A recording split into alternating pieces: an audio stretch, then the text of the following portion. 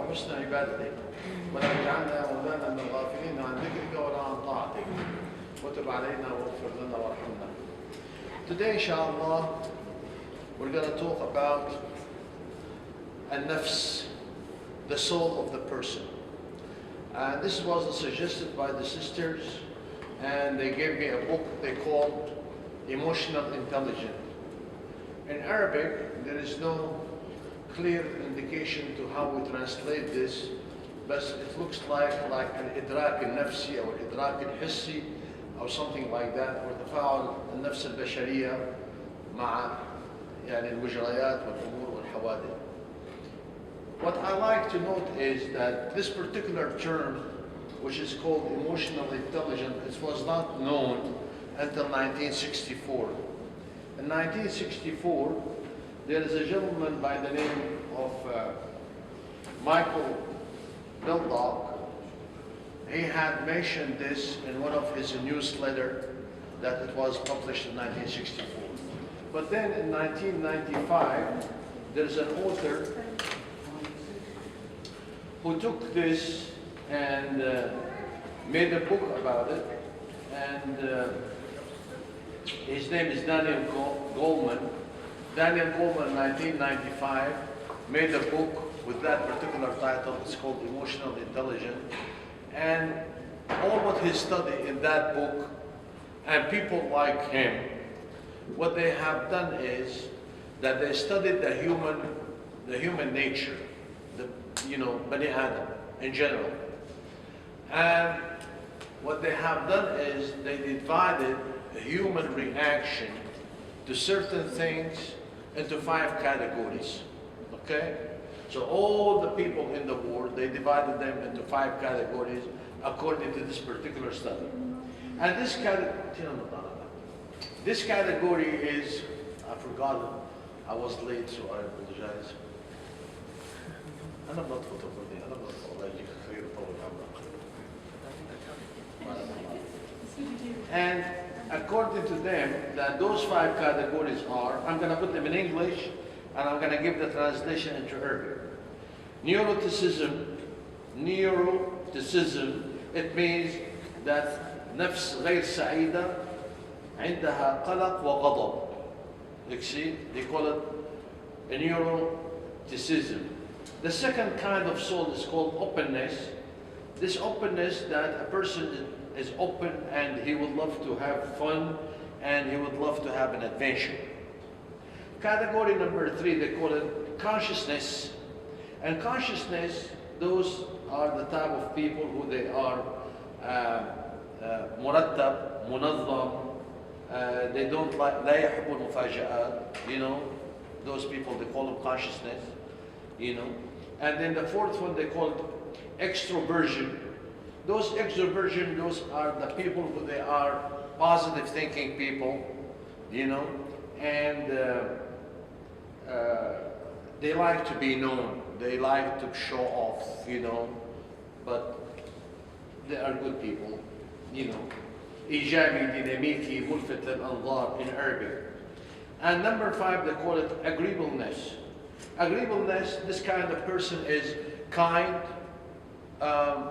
nice, he is not stubborn, he does not like to go against the people, he can go along with it.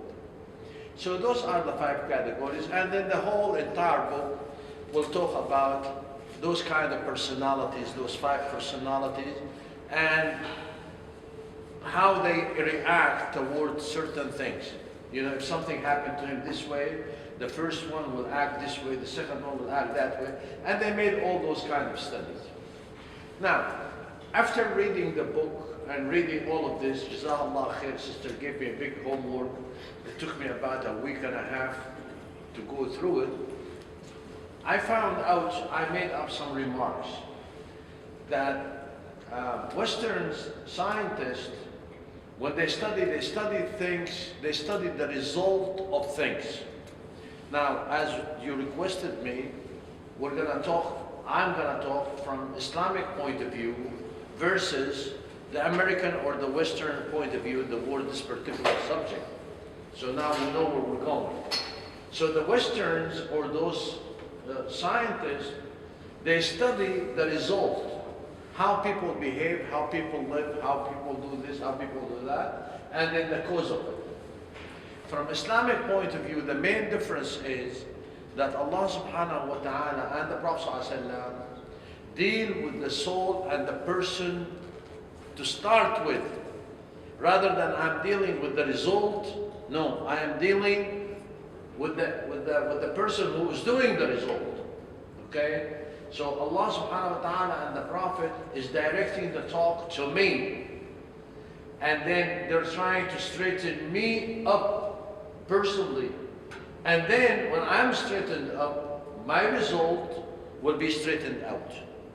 So Allah subhanahu wa ta'ala, for example, in the Quran, He spoke about a nafs itself.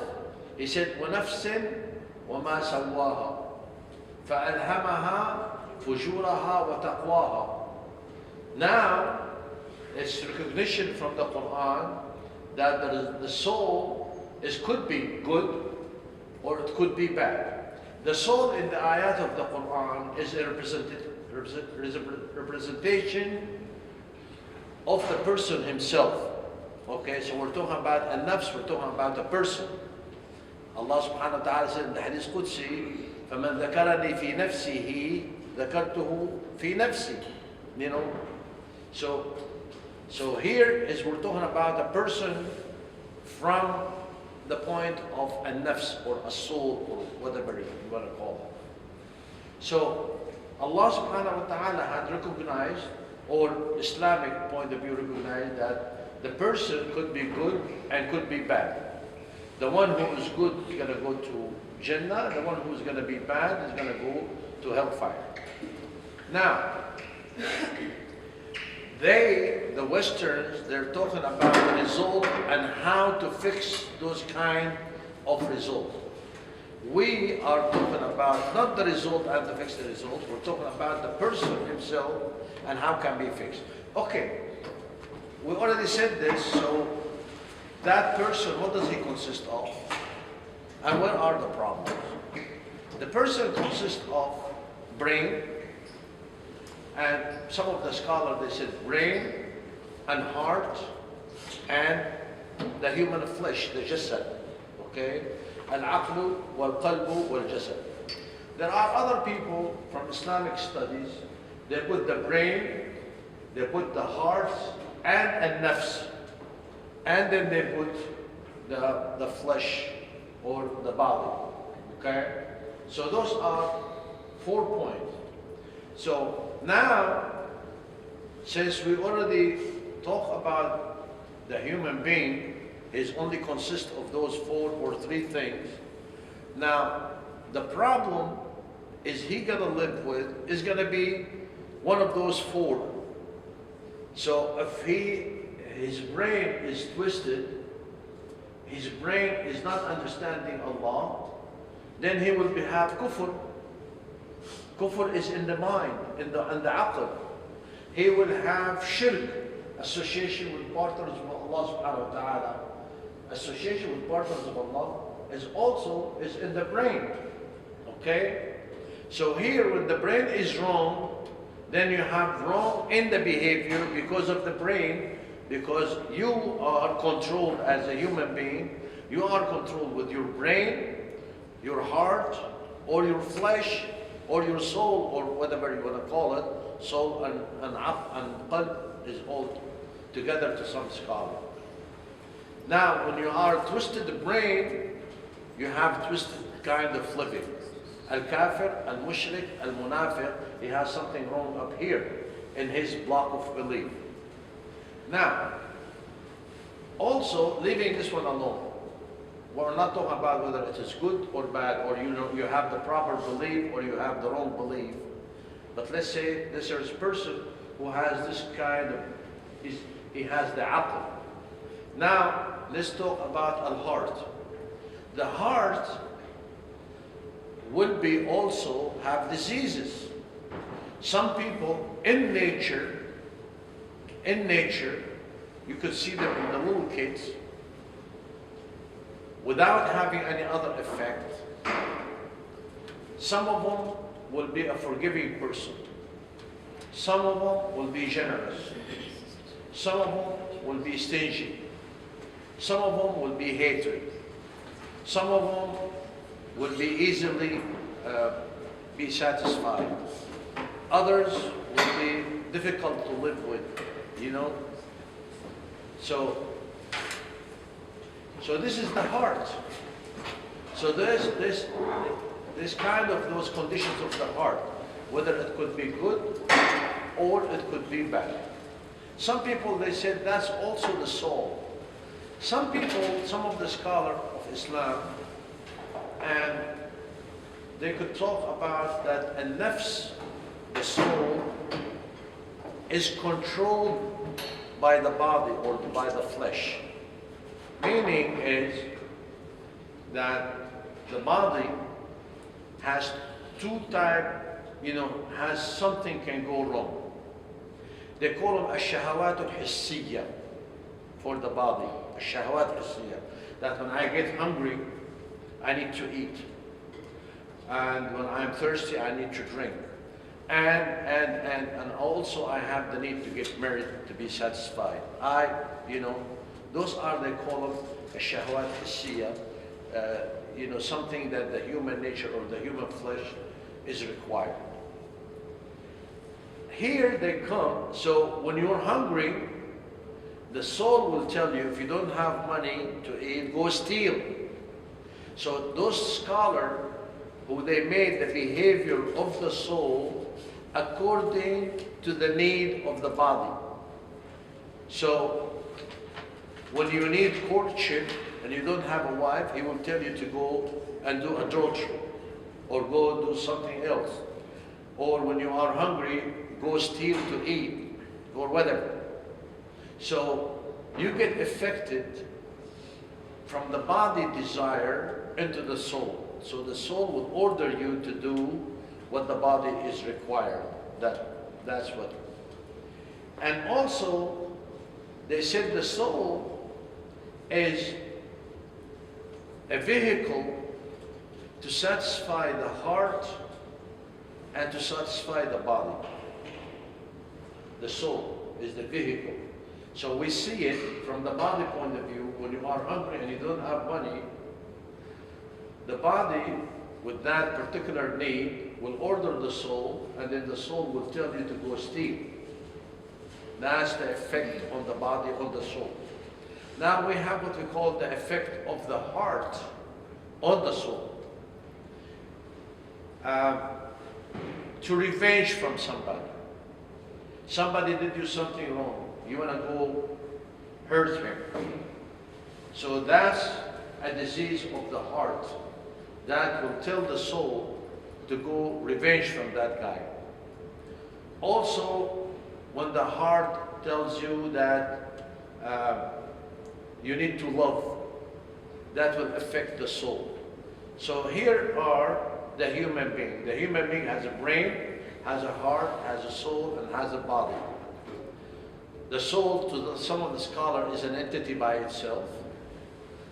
The reason of that is because Allah subhanahu wa ta'ala addressed the soul in the Quran from three parameters, from 3 points of view. Allah subhanahu wa ta'ala in the Quran said, "An-nafs al-ammara bis-su."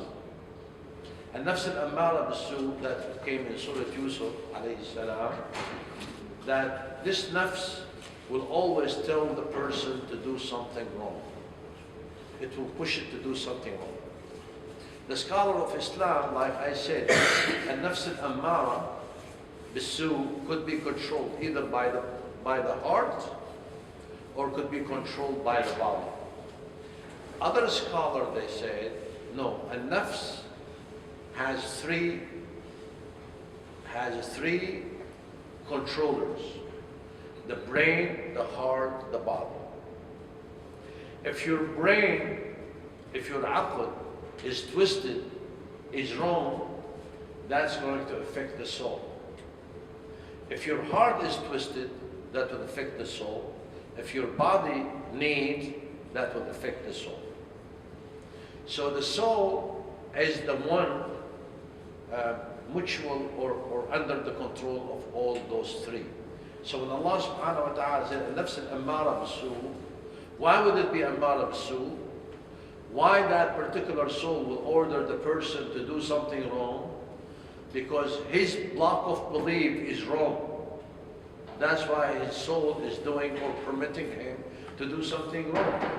Or his heart is sick, or the need of the body is in control of him because he does not have a brain, does not have a heart. So an-nafs al-ammara bisu always tell the person to do something wrong. And Allah subhanahu wa ta'ala, when He said in the Quran, in the song of Yusuf alayhi salam, Inna an-nafsa la'ammaratan bisu, some other scholar of Islam took that statement from the Quran, took that ayah from the Quran, and they derived to something, we're going to come to it later on, which is, if the body of the person is not controlled by the Sharia of Allah subhanahu wa ta'ala, then the soul will go astray. Okay? Inna an-nafsa la'ammaratun bis-su' illa man rahima rabbi, meaning except the one who controlled that particular soul with the rules and regulation of Allah, by the system of Allah, by the Sharia of Allah, and by the wahi al-nabawi wal-wahi al-Qur'ani. Okay? So this is how it determines the ayah. The second part is that